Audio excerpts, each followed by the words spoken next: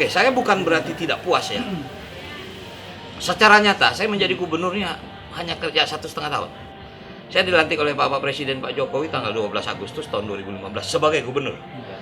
Sebagai PLT, sebagai pelaksana, Anda nggak punya wewenang full mau seperti apa. Tapi sebagai seorang gubernur, dia punya artinya punya kekuasaan. Walaupun kekuasaan itu bukan berarti sampai nggak bisa. Artinya apa?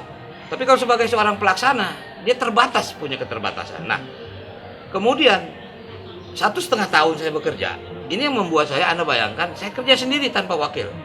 Karena memang secara aturan di bawah 18 bulan tidak boleh ada wakil. Kalau memang artinya saya kerja sendiri dengan area begini luas, dengan semua problematik yang luar biasa.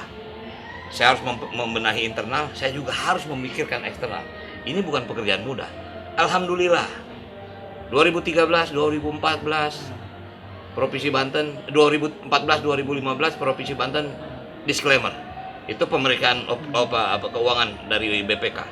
2016 saya bisa WDP, wajar dengan pengecualian. Saya bisa tingkatkan itu. Nah, artinya saya sangat yakin tahun depan, tahun ini bisa WTP, bisa wajar. Walaupun WTP itu bukan berarti tidak ada temuan. Semua WTP itu ada temuan, tapi bisa dipertanggungjawabkan. Ada kredibilitas kita, pengakuan bahwa kita memang kerja benar, kerja baik. Saya jujur, saya katakan sejak awal saya menjadi PLT, saya lihat situasi seperti apa. Saya mengundang KPK, bantuin kami benahi ini semua. Karena memang yang paling basic, dan ini secara nasional.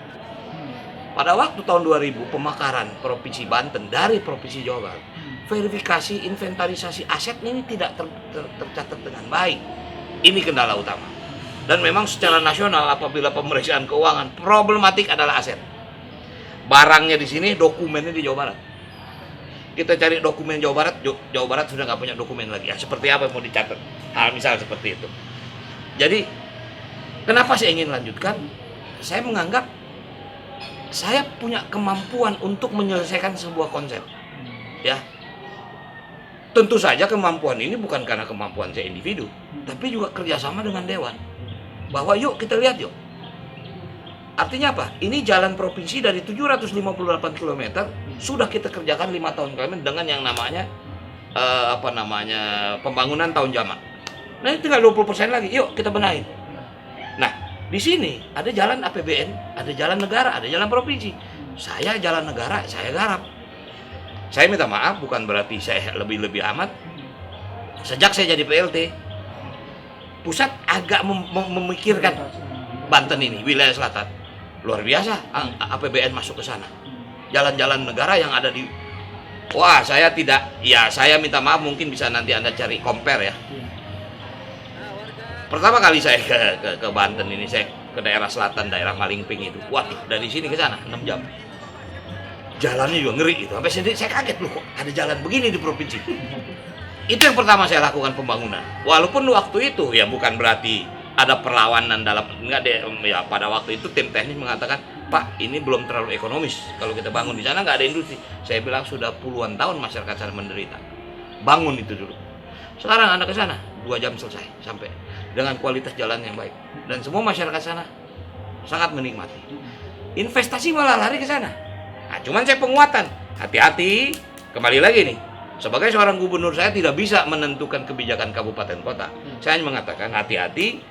Pembangunan wilayah selatan harus berbasis kepada agrowisata, agrobisnis, kehutanan, perikanan. Jangan industri-industri seperti hard industri seperti Cilegon, Krakatau Steel.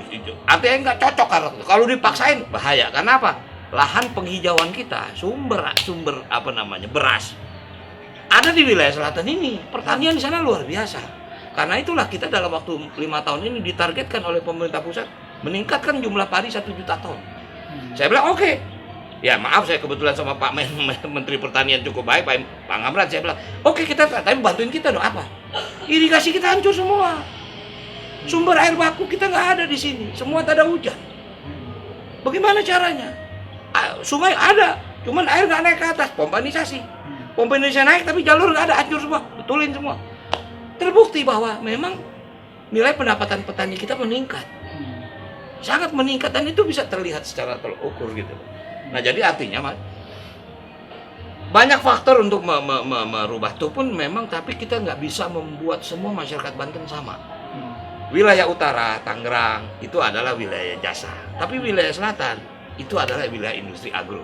Petani, kemudian kehutanan, perikanan. Itu kulturnya di sana. Saya nggak mau rubah itu. Walaupun dampak sebuah pembangunan, pasti akan ada dampak perubahan sosial. Secara nyata. Dulu, ya maaf, bukan kunjungan masyarakat Jakarta atau siapapun ke masyarakat Baduy, mungkin sebulan cuman ya 300 orang, 500 sekarang. Bisa sampai 5.000 orang. Mereka sendiri kewalahan mengatakan jarok-jarok pemerintah, Pak kita kewalahan juga Pak. Dengan kunjungan yang banyak, oke, income masuk kan. Tapi mereka secara sosial agak terganggu. Nah, ini jadi dampaknya apa? Misalnya begini, ini menjadi menarik, dilematis. Jalan kita memperbaiki. Malah orang sana bilang, Pak kalau bisa jangan diperbaiki Pak. Kenapa? Pembalakan banyak. Hutan. Oh, gitu ya. Waduh, terus gimana? Karena dulu jalan ya, tanya kalau anak-anak sini udah tahu lah, jalanan hancur. Memang ternyata bukan sengaja, memang satu nggak ada anggaran, kedua kalau menjalan baik, pembalakan hutan jadi meningkat gitu loh. Saya bilang, waduh ini jadi dilematis juga kan, jadi tinggal apa? Ya saya bilang tinggal penguatan penjagaan hutan dong. Karena kita nggak mungkin, ini kan layanan dasar, jalanan itu infrastruktur dasar buat masyarakat, bukan hanya untuk itu. Nah tapi artinya ada dampak. Nah cuman ini yang harus kita siapkan, itulah maksudnya.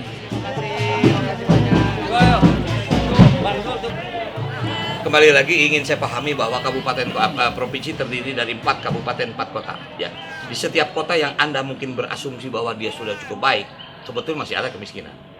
Misalnya kota Serang, kota Tangerang, bukan berarti nggak ada kemiskinan, ada juga. Tapi memang kemiskinan di Lebak dan Pandeglang terlihat, disparitasnya sangat terlihat. Nah ini harus kita sama-sama imbangi. Nah makanya sekali lagi saya katakan tugas provinsi utama adalah melakukan koordinasi, harmonisasi. Walaupun ada tugas, tapi ada juga tugas pembantuan. Nah cuman kami tidak bisa melakukan intervensi di kabupaten kota karena kabupaten kota kan punya pimpinan daerah. Tapi kita bisa memberikan bantuan dalam stimulan anggaran. Setiap tahun bantuan provinsi Banten ke kabupaten kota cukup besar, sangat besar. Walaupun yang namanya bantuan tidak menjadi kewajiban, itu sisa anggaran yang ada. Tapi kita selalu memprioritaskan. Maaf, kita harus membuat contoh. Di Lebak ini ada 318 jembatan gantung yang akan rubuh. Kemampuan Kabupaten Lebak untuk memperbaiki setiap tahun barangkali nggak lebih dari 10 jembatan. Kalau kita menunggu 318 rubuh, berarti kita memerlukan waktu 30 tahun. Nggak mungkin. Nah, disinilah provinsi turun. Tapi provinsi turun juga tidak mungkin kita misal setiap tahun kita fokus, karena kan kita harus bagi Pandeglang, kita harus bagi. Nah artinya apa? Disparitas kesenjangan kesejahteraan itu sedang kita kejar. Memang secara nyata Banten ini dulu dibangun berdasarkan apa ya? Pendekatan dekat, bukan pendekatan kultur. Pendekatan dekat apa?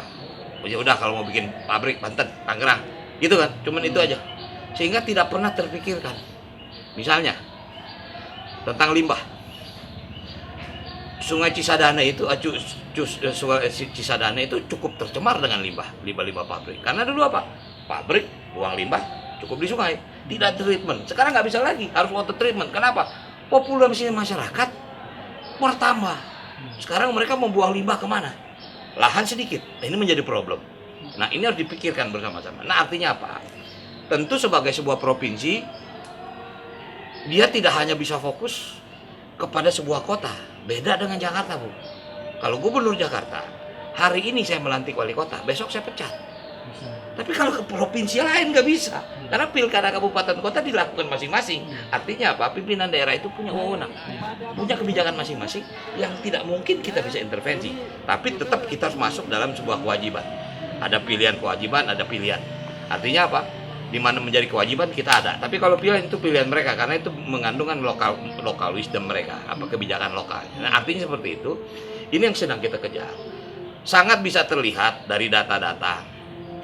Walaupun secara indeks pembangunan manusia, provinsi Banten ini luar biasa peningkatannya. Ya ini bukan saya mendeklar, tapi BPS menyatakan tahun 2014-2015 itu nomor 23 nasional, kita sekarang nomor 8 nasional. Ini luar biasa prestasi. Ya artinya ada tolok ukur untuk mengukur sebuah keberhasilan pemerintahan, yaitu yang disebut indeks pembangunan manusia itu. Nah artinya apa sekarang? Industri di Banten sedang tertata baik. Jujur juga terjadi anomali investasi di nasional nih. Mungkin nasional menurun, tapi investasi Banten meningkat. Tahun 2015 saya ditargetkan oleh nasional, terutama oleh BKPM, investasi Banten harus masuk dalam 5 besar nasional. Kemarin saya tinggalkan di 2016, masuk dalam 3 besar nasional. Ini menjadi anomali. Kok bisa terjadi seperti ini? Ya karena apa? Kita bisa meyakinkan bahwa perizinan kita permudah. Saya sebagai seorang gubernur waktu itu, saya tidak lagi menandatangani tentang izin. Sudah kita limpahkan wewenang kepada dinas terkait. Hal ini adalah badan perizinan satu pintu yang dibilang satu atap. Gubernur nggak tanda tangan ngurusin izin, semua udah pelimpahan. Ini untuk apa? Ya mau ngapain lah gubernur mesti tanda tangan izin sementara tugas gubernur juga banyak keluar. Nah itu singkat kata untuk mengejar. Nah saya punya keyakinan dengan tol akan dibangun. Memang masih memerlukan waktu 2-3 tahun antara Serang ke Panimbang 84 km. Nah ini akan membelah dua kabupaten yang selama ini mungkin tertinggal, yaitu Pandeglang dan Lebak. Saya sangat yakin begitu tol ini terbuka, walaupun memang ujungnya adalah untuk Tanjung Lesung, tapi di tengahnya akan membuka nih. Nah ini dengan inilah makanya kenapa Presiden Republik Indonesia memberikan hadiah kepada Provinsi Banten hampir 12 proyek nasional. Ini bukan main-main, walaupun tentu tidak akan dalam waktu 5 tahun selesai. Tol Serang Panimbang, tol Serpong Balaraja, tol Kunciran, termasuk Bandara Soekarno-Hatta. Anda kalau mendarat di Bandara Soekarno-Hatta sekarang akan bisa dikatakan selamat datang di Tangerang, Banten. Tapi 2 tahun yang lalu Anda mendarat di Bandara Soekarno-Hatta adalah Jakarta. Nah artinya apa? Bukan hanya pengakuan, tapi ada harapan bagi kita. Banten ini kalau dikatakan industri mungkin melebihi hampir 100.000 industri. Tapi APBD-nya baru 7% dibanding Jakarta. Jakarta 70 triliun, Banten baru 10 triliun. Sementara ke Jakarta ini tinggal setengah jam loh. Disparitasnya terlalu jelas. Artinya apa? Maaf. Itu termasuk tidak didesainnya secara baik. Industrinya di Banten, kantor pusatnya di Jakarta. Bangunan di sini, pajaknya Jakarta. Kenapa dia tidak bayar pajak di sini? Walaupun tetap kita dapat bagian, tapi kan bagian dari bagi hasil pajak kan. Tapi kalau ada di sini, itu prioritas kita utama. Juga kembali lagi, walaupun ini mungkin secara politik, tapi saya harus sampaikan realita. Banten ini masih 2 pengamanan. Poldanya 2, Polda Banten dan Polda Metro. Pangdamnya 2, Pangdam Jaya dan Pangdam Siliwangi. Anda bisa bayangkan, luas Banten sudah dengan 12 juta orang. Dengan industri nasional di sini ada, pusat listrik negara. Ini harusnya fokus. Bahkan yang membahayakan lagi, di Banten banyak sekali, ya istilah jalur-jalur tikus lah. Kita nggak abaikan lah, distribusi narkoba sekali. Banten juga termasuk wilayah merah untuk itu. Nah ini kita harus fokus tentang itu. Nah tapi alhamdulillah pelan-pelan masyarakat terlibat setelah kita bersosialisasi. Yuk, nggak sanggup nih kita. Yo, yo, yo, yo, yo, yo, yo, yo, yo, yo, yo, yo, yo, yo, yo, yo, yo, yo, yo,